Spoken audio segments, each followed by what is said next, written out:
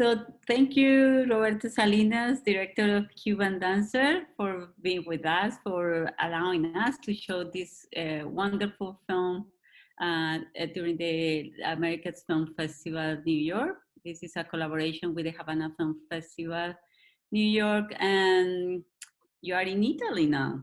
Yes, So, yes, I'm in thank Italy. you so Thank much. you very much for having me. Yeah, it's the beginning of summer, and hopefully it's going to be a good one. Apparently things are going for the better. So I'm very happy to show the film at your festival in New York. I think the film has a lot of themes that can resonate with the Cuban community and the Latin American community in general in New York. Oh, sure. Yes.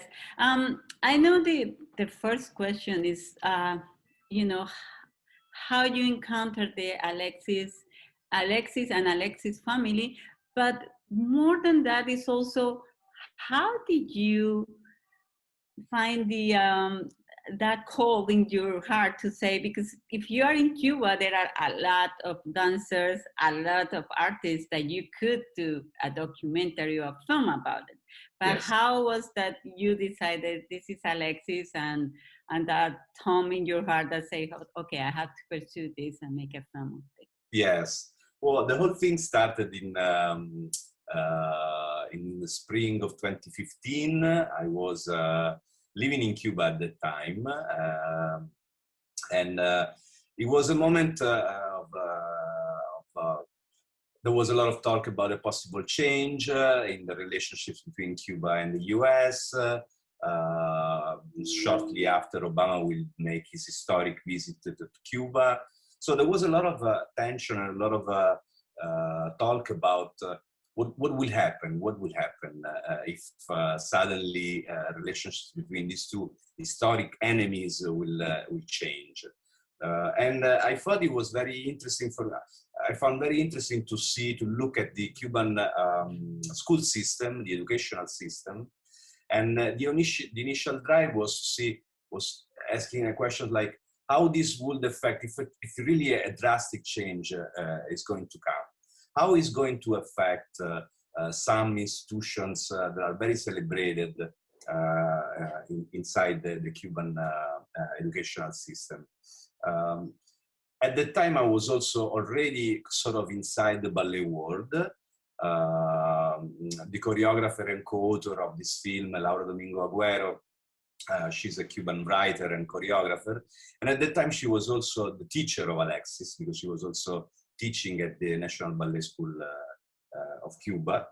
And so we started looking at the National Ballet School as a possible center of our interest, because we thought that there many of the issues, peculiarities of the Cuban society are reflected, can be seen.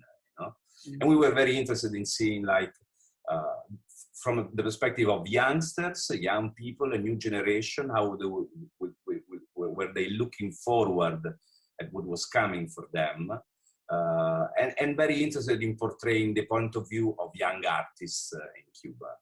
So we started making some research, some spending time at the ballet school, observing the kids, understanding the dynamics, the life there. And shortly after that, we met Alexis. And of course, we were very caught by his aura, his soul, his talent. We found that he had all of those elements that we were looking for, that we were trying to capture, and we were trying to show to the people, like this new generation of Cuban artists, how they think, what was their dream, how they relate to the society they're living. You know? And that's how the whole thing started. And shortly after that, of course, we met with his family. At that time, Alexis was very young. He was 14, 15 years old. So we had to have his parents' agreement on getting involved on a documentary like this. And meeting them was also another door opening for us, because they're an amazing family, very supportive, very caring. And so the focus shifted not only from the environment of the school, but also the idea of family, the concept and the kind of values that this family was living on. And then we learned that they were going to move to the US, that they had this So you long didn't ongoing know process. until that? No, at the beginning we didn't Oh, know whoa. that. They had this ongoing process of obtaining a unification visa for the US. It was going on for 8 years when we met. And we were lucky enough that in that particular time, 2016, things suddenly changed. There was a moment of opening. They jumped on the possibility to finally get their visa. They did get it and moved to the US, and we decided, okay, we gotta go and follow them and see where this is going to take us. You know? Wow. So one of the other things is talking about that is that then you kind of your attention shift, as you say, to the relationship and this sometimes that you could see as a conflict, but sometimes it's just as adjustment of how you come to a new reality. For you, this is a question that for me I was amazed by that, is that you never went into politics really. Even you were in Miami, that is really hard not to. But Yeah. how, and I think it has to do also with this your style, because in the first documentary that you made, it's kind of the same. It's a politician, but yet you try to get another side. So Yes. what was those moments that you try to avoid and cut out in between those Yeah, so-called conflicts? we wanted to avoid stereotypes portraying the life of Cuban and Cubans who moved to the US. For many reasons. First of all, because there is a huge literature in movies, in media, all kind, that portray that aspect of Cuban life. All those icons, in a way, are the general knowledge about the relationship between Cuba and the US is so filled with those things that we felt that why should we add a little more on that? And consider that, as you very rightly say, it's impossible to avoid politics when you talk about Cuba and US relationship. It's almost impossible. But our experience with this family was a different kind of relationship with that, especially from the point of view of the youngsters. We realized that the whole apparatus of ideology and is really not very interesting for them, or at least it was at that time. It wasn't part of that world. They were living all those things as mere ripples of waves that are not part of their world, really. And so, although we did film a lot of very strong political counterpoints along the years where we were filming, you know, the visit of Obama to Cuba. Shortly after that, the Rolling Stones played in Havana, and we had wonderful footage of our protagonist witnessing the Rolling Stones for the first time in this huge, big concert in Havana. Then we moved to the US, and shortly after that, Trump was elected president. Fidel Castro died the same year. But there was going to be another film, or possibly 3 different films, because we had so much material. But after a while, especially in the editing room, we realized that the main focus of what we were trying to do was to portray the soul of a boy, the soul of a guy, the soul of an artist. And if you know a little bit about Cuba-US relationship, you can see, you can feel all of those themes. They are in the film, of course. But we consciously decided to leave them a little bit in the background because we want to offer the audience a different kind of experience. We wanted to see, and especially because we are dealing with dance, and we are dealing with a particular art form, we wanted to have Alexis express himself, his emotions, his feelings, mainly through dance. And this is the reason why we use also choreographed sequences in the film, because we thought that this is an adolescent. It's very tough sometimes to get inside what's going on in there in that particular very delicate moment of our life when we develop our character, our personality, you know. And in this case, we wanted, and we feel that somehow we were successful in that. That meaning that everything you need to know about Alexis, in a way, you can feel it rather than learn it by looking at him dancing, expressing himself in his own language. Yeah, Yes. so that this was more or less, yeah, let's say the theoretical approach we had to dealing with politics in this particular work. You know? Well, you succeeded on that. Talking about that, this is a coming of age film, and as you said, it's a beautiful portrayal of this boy that is torn between those worlds, and you know, and as you say, and I am interested in that, the choreography. You feel like it's not, but you can tell me if I am wrong. It's kind of like you feel like the choreography you kind of constructed along with him and his friends. It's not something that you impose or you have a choreographer. Can you tell me about that process of the particular, because it's beautiful, and you know those pieces are really, really amazing, and it showed like they showed the talent of all of them, not only Alexis, but well, but I Yes. would like to know No, about you're that. absolutely right. That's exactly the approach we had. Was we didn't want to just come up with choreographies that were feeling right for us, but we wanted those moments to grow and to become harmonic, but to start from what the boys were feeling at the time, what the protagonists were feeling. So the method we use, especially Laura, as a choreographer, what she did was basically asking questions to the dancers, asking questions about their very private, intimate feelings, and ask them to answer those questions in dance moves.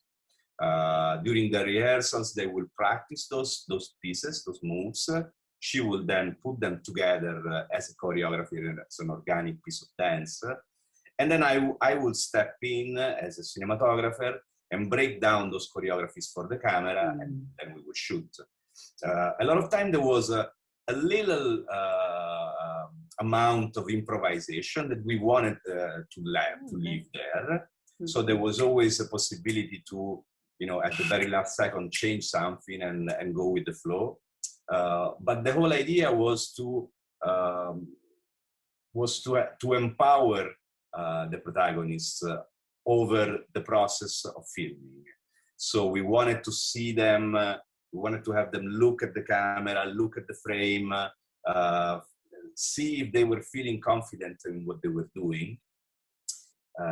Because the whole goal was that for us, was to have them express themselves, and we were humbly putting ourselves in service of their expression. So absolutely yes. Nothing that you see in the film is basically scripted without the inclusion, contribution, participation of the ones who are dancing. Great. And the technical aspect of this, how was for you to film and, you know, to follow, because it's a film that, you know, it has a lot of footage, you see the resources behind, and that's a very hard thing to do, you know, being in Italy and then between Cuba and US. And yes, it was tough, but also a lot of fun doing this project. Of course, it took a lot of patience and a lot of dedication, because it stretches over a very long period of time.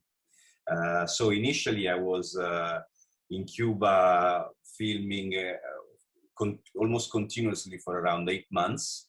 And this was the last months that they were living in Cuba.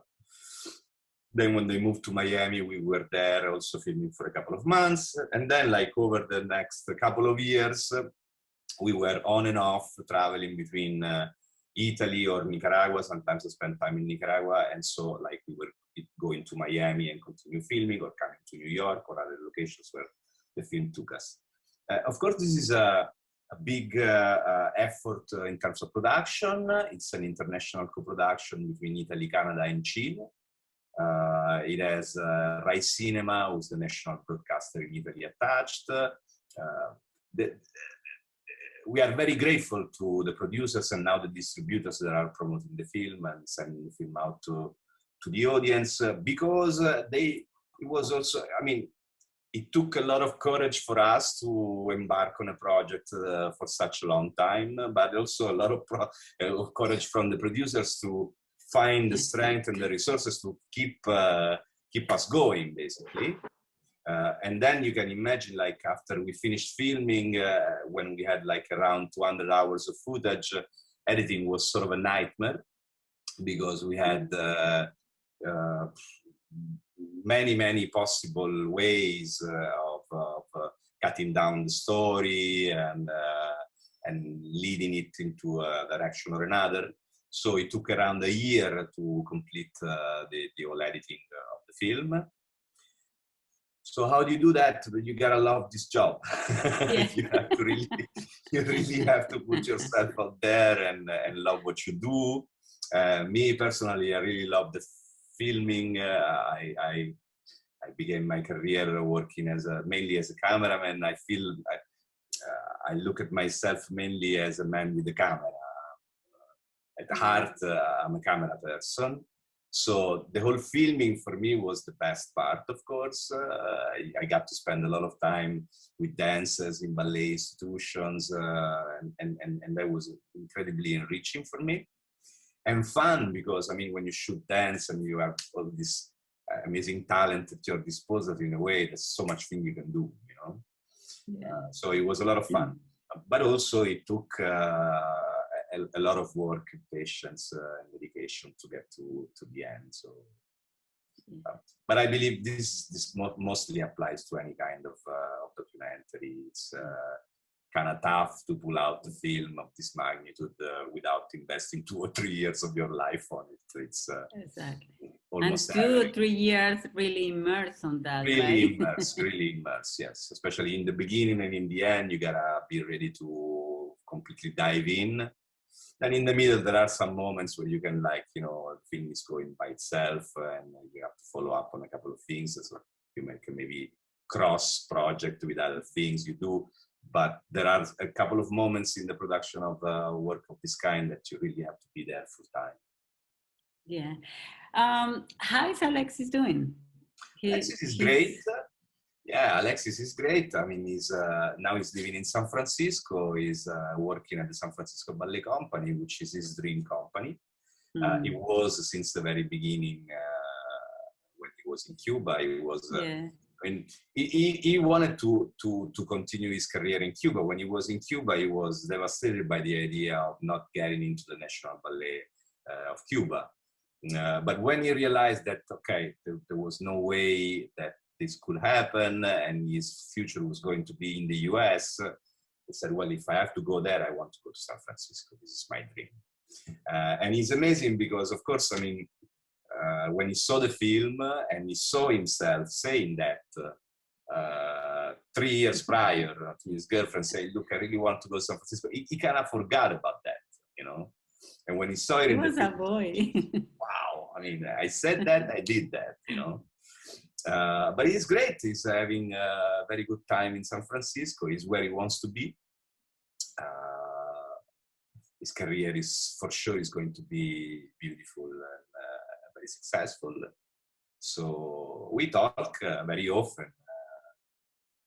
Yeah, very good. We became very good friends. So it's still nice for me to see him continue growing, having success, going on with his path. You know,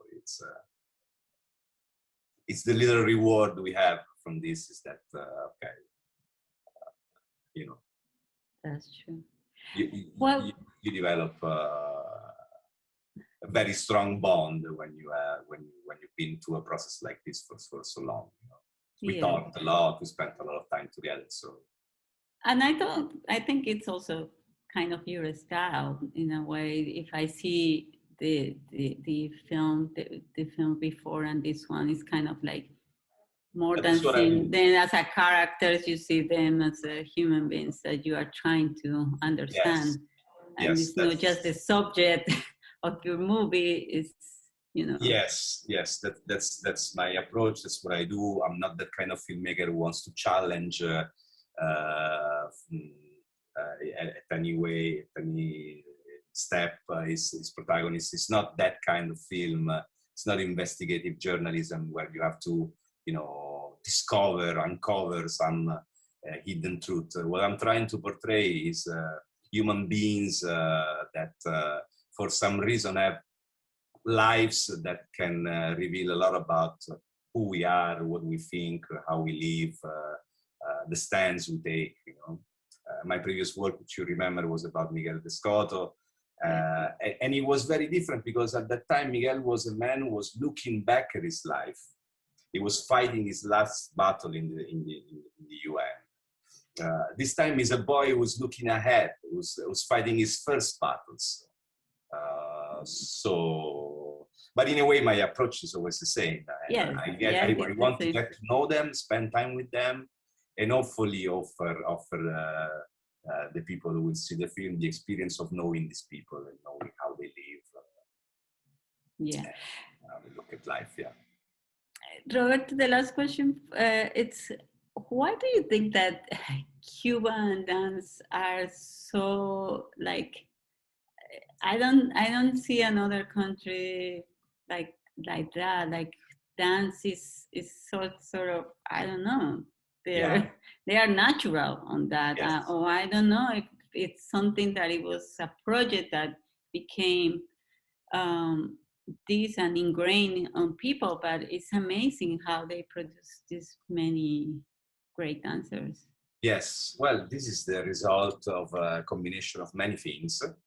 The particular social, political, economical reality of Cuba, and it goes back to um, the tribal dance, and then to the salsa, and then to the more popular, let's say, dance forms. But then there is also the unexpected, incredible miracle of Alicia Alonso, Fernando Alonso, the people who founded the National Ballet School, the Cuban method of teaching ballet, which is so particular, so peculiar, so immediately recognizable in the ballet world. When you see a Cuban dancer, you right away, it's Cuban, right away you understand where it comes from. And yes, it's a phenomenon. I mean, in the ballet world, it's the youngest school, recognized school, and there are only a few in the world. We're talking about 5 recognized methods of teaching ballet in the whole world, and one is Cuba. And then it's also incredible when you go to Cuba, when you go to see ballet in Cuba, you see how much the people love it. Generally, ballet is associated with a very elite art form, very bourgeois. And instead, if you go to Cuba and you go to a ballet show in Cuba, you see all kind of people there from all walks of life. This is one of the things that also has to do with the kind of promotion, distribution, cultural work that has been done in Cuba to promote an art form. And this is, you see, that's exactly why initially we started from that point of view, saying, how is it possible that in a country that has so many issues and so many problems and an economic situation that is complicated at best to deal with, and then people, they're dying to go to see ballet and they understand ballet, Exactly. because of course, I mean, many things have to change in Cuba and for Cubans, but some of the things that are there are of tremendous value and are things that we really should look at and learn from. And I'm not talking about politics, I'm talking about the people. I'm talking about what kind of society has grown in Cuba and what kind of human relationships that they managed to develop. And those are values that, for example, the Valdez family, they take with them when they move to the US.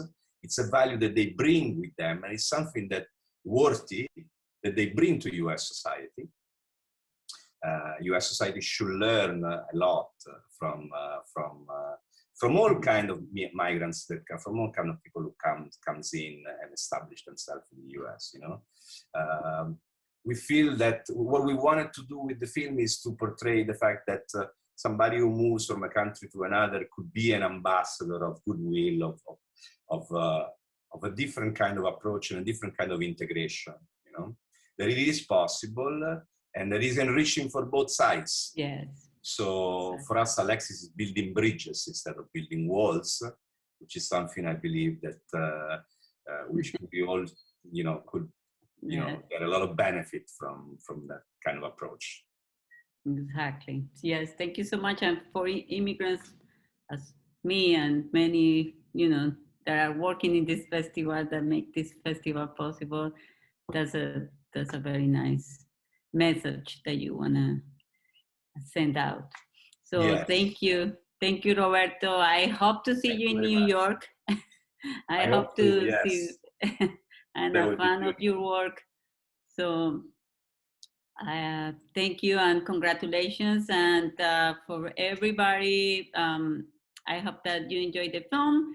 And Daphne, the Americas Film Festival continues until Sunday, 27, June 27th, with the special presentations of many films coming from the Americas. So stay tuned, register, it's free, it's fun, and we really appreciate the support that you give us to filmmakers all around the Americas. Thank you so much. And thank you, Roberto. Thank you very much. Bye. Un abrazo.